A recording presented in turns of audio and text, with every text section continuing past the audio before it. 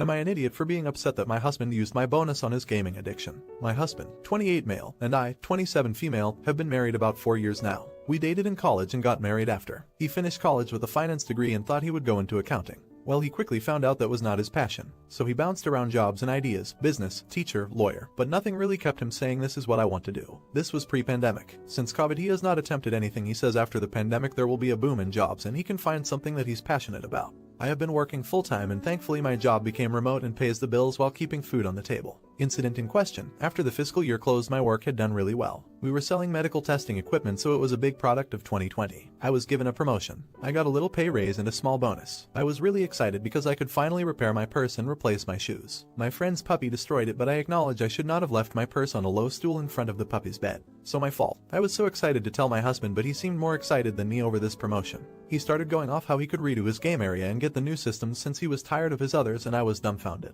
I got really quiet because I almost could not believe what he was saying. He eventually goes out and gets himself a new system, chair, and mouse. He had basically spent my bonus. I was so upset and ultimately hurt and numb. We ended up getting into an argument and he called me selfish for not being happy that he got to achieve his dream, and I am spoiled for being upset that I couldn't spend this money on me first. I basically called him an ungrateful idiot and asked why he deserves new stuff when I have been providing. He got really quiet on that one and stormed out saying he would be staying with his family, only about an hour away. I have been getting angry calls and texts due to the fact he didn't feel supported in his own home, and if I am making the money I can get whatever I want when I want, and I shouldn't throw it in his face. He doesn't have an income, which is not true. I'm trying to keep a roof over our head and food on the table. All his friends and family think I way overreacted to something that makes my husband happy, and that the next time we get a large sum of money my husband said he would let me repair my purse. I haven't responded and don't think I will for a few days. But I have gotten so many "you're such a witch and an idiot." I am starting to wonder if I really am. Summary: husband is bored with his game system stuff, so he used my bonus and raise to buy him a new one without my permission, and when I got upset I was labeled selfish and unsupportive.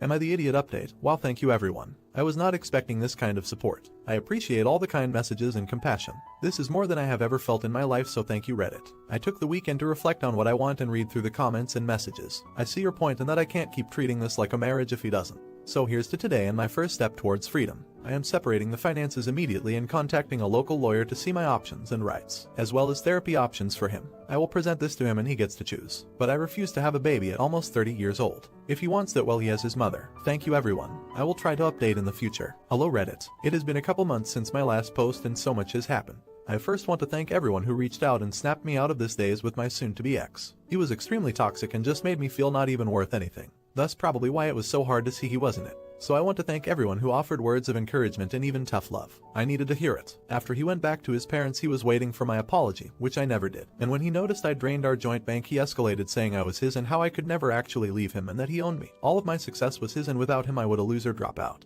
His family was even worse because I had already blocked them, so they started making fake accounts and using apps to hide their number to harass me, saying I ruined their son's life and how he sacrificed everything to get me where I am, to throw him to the side like this was disgusting and I deserved to rot. I provided all this to my lawyer, who recommended I take a restraining order in case he wanted to escalate further, and to not engage ever but just keep the records. This has caused my anxiety to go through the roof and I am working on this with my therapist. I have separated the finances completely and changed my banks, even told them my ex is never allowed to access these accounts because he would take it all and run. I have changed my number and gone completely social media, less besides this. Part of me is broken that our marriage came to end over a computer. I keep thinking I am stupid and how I couldn't see the warning signs. I must look like a fool to everyone. All in all, I'm slowly picking up the pieces of my life and figuring out how to move forward. Thank you to anyone still reading this, and thank you everyone who helped me get here. Summary: I am officially filing for divorce after I never apologized to him, which only made my soon-to-be ex-husband and his family start harassing me to the nth degree. I was having a panic attack every time the phone rang, so I had to change my number and delete any social media. I am gaining my freedom from my toxic partner and his family. Not an idiot. Your marriage didn't come to an end because of a computer. It came to an end because of your soul. That just happened to be the final straw that opened your eyes to the reality of your relationship.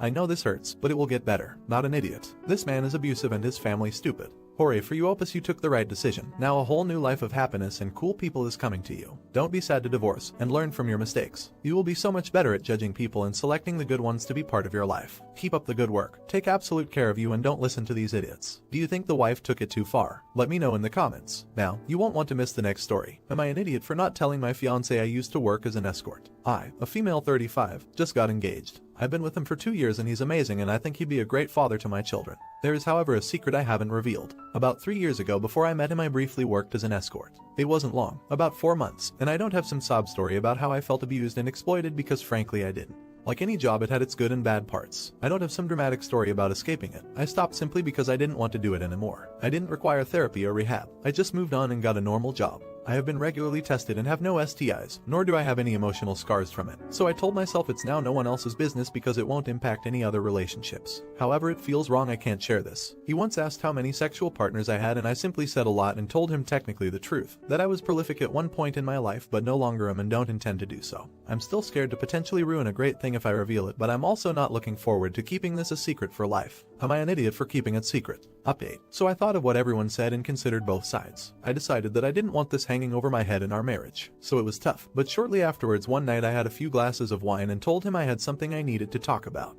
I had considered seducing him, having sex and then telling him so I could at least do it one last time, but decided that would be manipulative and dishonest. So I sat down and told him. When I said I had a lot of sexual partners, it was over a stint of about 4 months as an escort. He was taken back a bit and said that's not something I'd expect. I figured no one would. I dress modestly. I'm pretty conservative with drinking and I volunteer with the kids programs at my church. I had tears in my eyes and asked him if his opinion of me had changed. He said, well, what you did didn't stop you from being the woman I fell in love with, so why should it? I started crying more, tears of joy. I begged him to let me know if he had any apprehensions or questions or if it had come between us in any way. He said he might have questions about any cool or sexy stories sometime, but for now, no. He even made a quip about no wonder you blow my mind in having sex, you were a professional. Not really the type of joke I'd normally appreciate, but in that time it was perfect. And we ended up going to the bedroom not too much later. So now I feel like a huge weight has been lifted and I know just how much my fiancé loves me and what he's willing to tolerate in me. It's wonderful. We're both in lockdown basically now, both working from home, and I'm so thankful to be able to be with a wonderful and amazing man who I love so much and who loves me so much. Thanks to everyone. Not an idiot. I used to live in New Orleans. I worked on the river and the company I worked for had an apartment in the quarter that we could stay in on our 2 weeks off. I was one of the few single guys and so I basically lived there for a year. I met this really amazing woman at the French restaurant that was across from Café du Monde.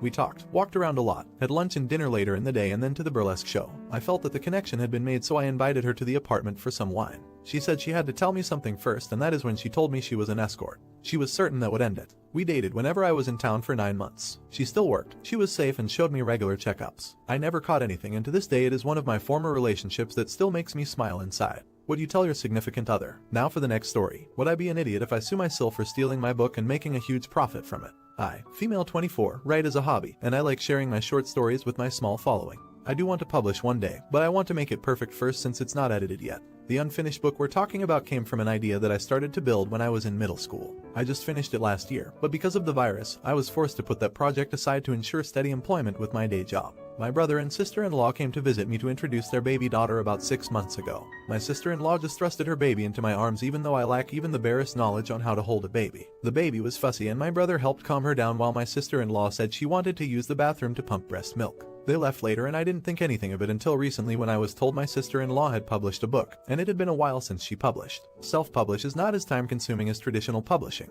I don't doubt my sister-in-law's intelligence because she is a smart woman, but I've always heard how she dislikes books because they're boring and drags on. I wanted to show my support and brought a copy only to realize it's way too similar to mine. I compared it to my copy of unpublished work. It's obvious it's been edited and proofread for fluidity and clarity. I was angry and I admit I overreacted by confronting her over the phone. She said my screaming was upsetting her and hung up on me. It was a back and forth battle with phone numbers to get to the truth. By this time, my parents and her parents are involved. Little update on the apology, it's not out. She said she needed more time to prepare her emotional state and she's overworked with their child, but she'll let me know when I can have the apology. After speaking with my pre-law friend, I decided to go the legal route. I reiterated my compromise with my sister-in-law and my brother, but he has fully taken her side. My parents warned me that I'd be disowned and I'd be dead to them if I'm willing to stoop so low. I hired a lawyer and gave all the details on my side. My lawyer said she needs my unedited manuscript for the book and my sister-in-law's published book along with the copy my sister-in-law sent to have it proofread and edited. Because the published book has different parts changed, my lawyer needs the unedited version which my sister-in-law should still have in the transaction she did with her editor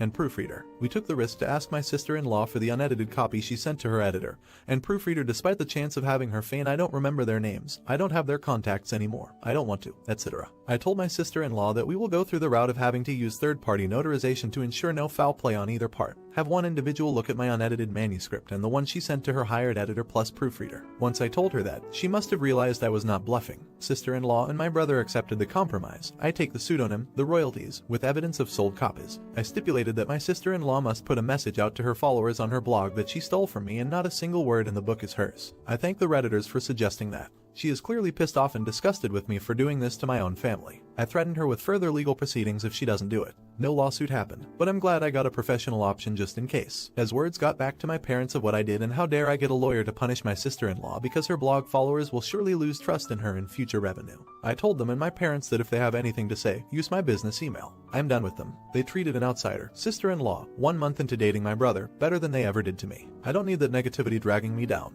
I'm happier, more free with my opinions, and I don't have to feel the need to compete with everything my sister-in-law does just to get my parents to love me a little more than a daughter in name. I have my friends. They've always been more of a family unit to me than my biological ones. I knew I was going to lose something coming out of this, but I didn't expect I'd be okay with the disappointment and hurt. Thank you, everyone. And no, I will not be telling anyone what the name of the book is because I only came here to get a moral judgment and update everyone on what happened. Please don't think I'm using this for clout. The book will not be promoted on Reddit. Not then, not now, and not in the future either. Not an idiot. Massive congrats on not letting anyone take advantage of you. I'm so glad to hear that you were able to reclaim something you made, and it sounds like it was a long process. It sucks that you had to go no contact with your family, but you will be stronger for it. Best wishes for the future and any more books you may write.